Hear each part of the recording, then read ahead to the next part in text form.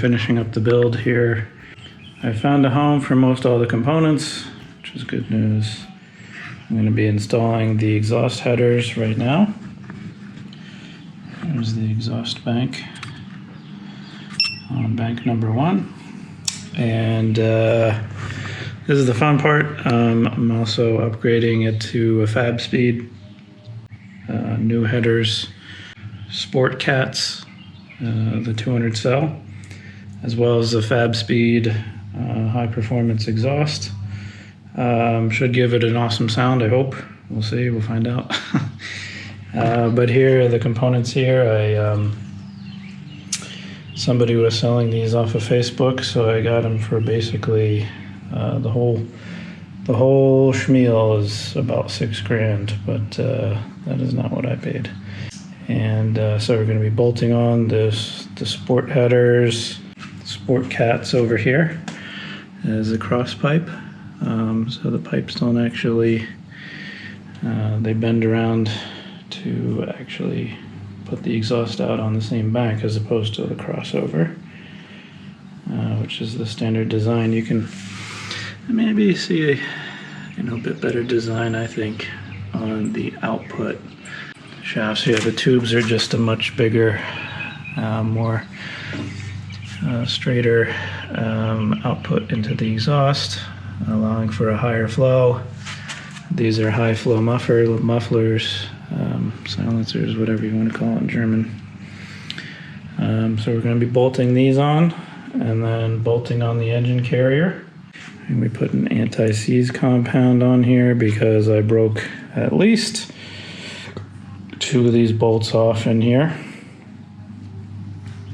It might have been 3, I can't remember.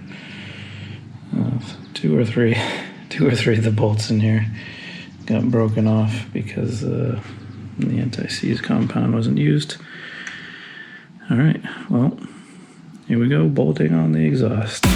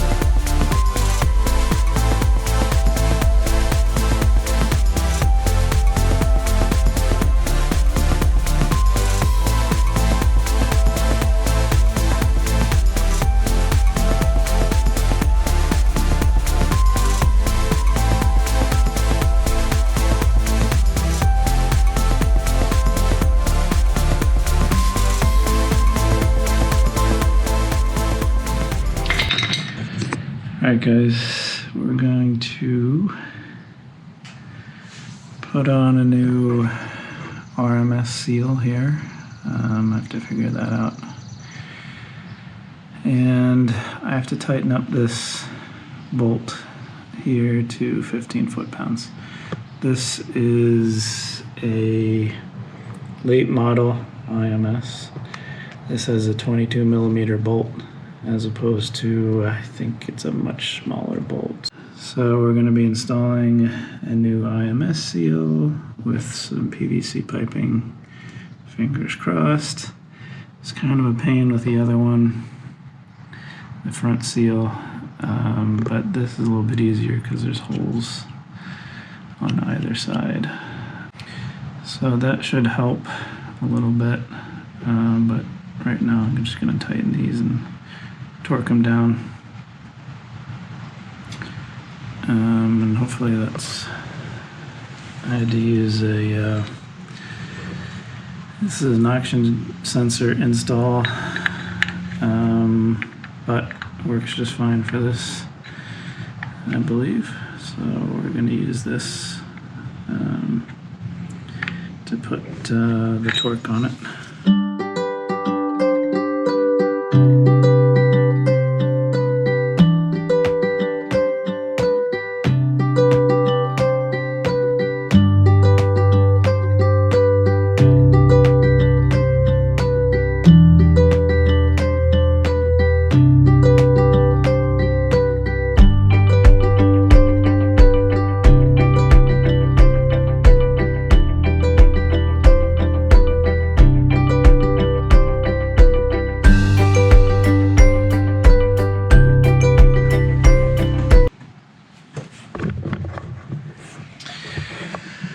Alright guys, we got the RMS seal stuck in.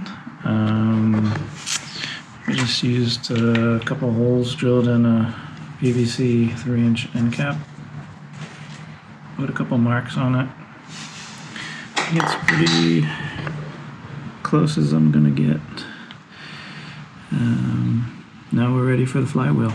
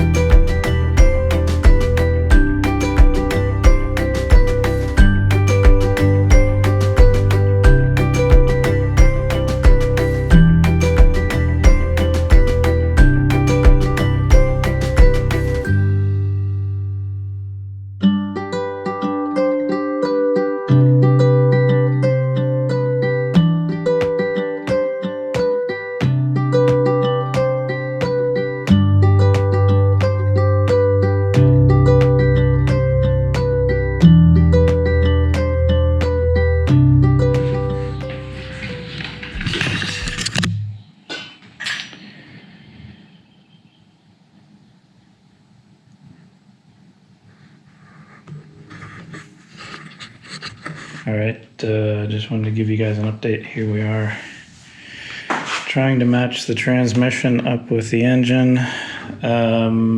Set aside a few hours if you're doing this, even if I don't know how you do this if the engine is mounted in the car. It's just easier to take the engine out, in my opinion. But yeah, I've spent at least a couple of hours trying to match the transmission up with the engine housing.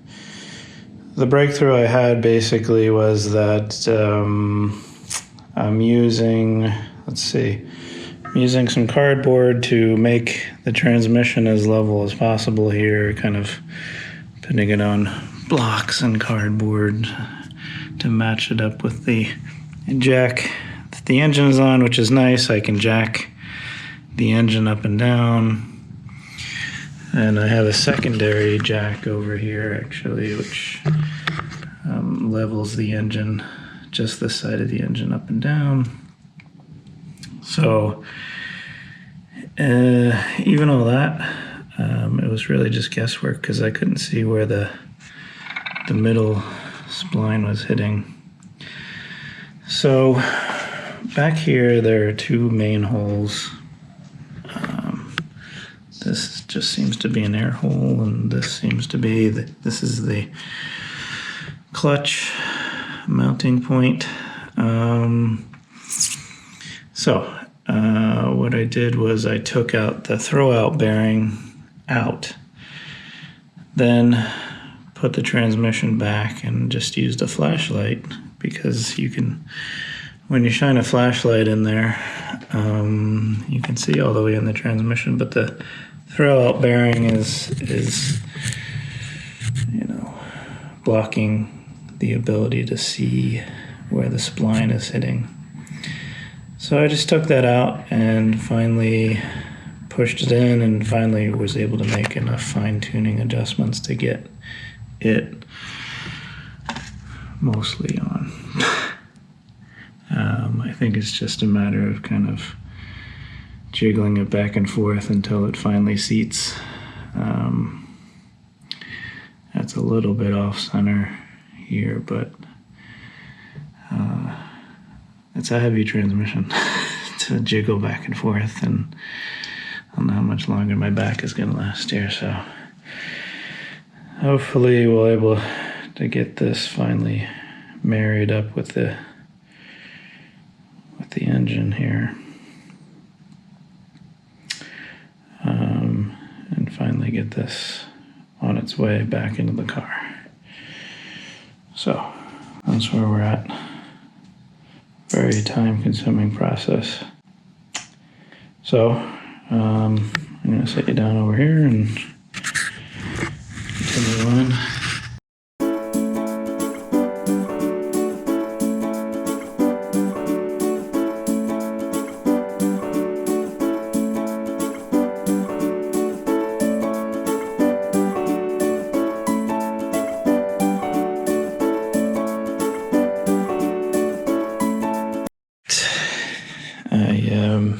I couldn't get it to go on all the way. There was a gap there after it slid on, so I was worried about hitting that pilot bearing. I thought that's what the problem was, but once I got it pretty much lined up, I just put the bolts in and started tightening a little bit at a time on each one.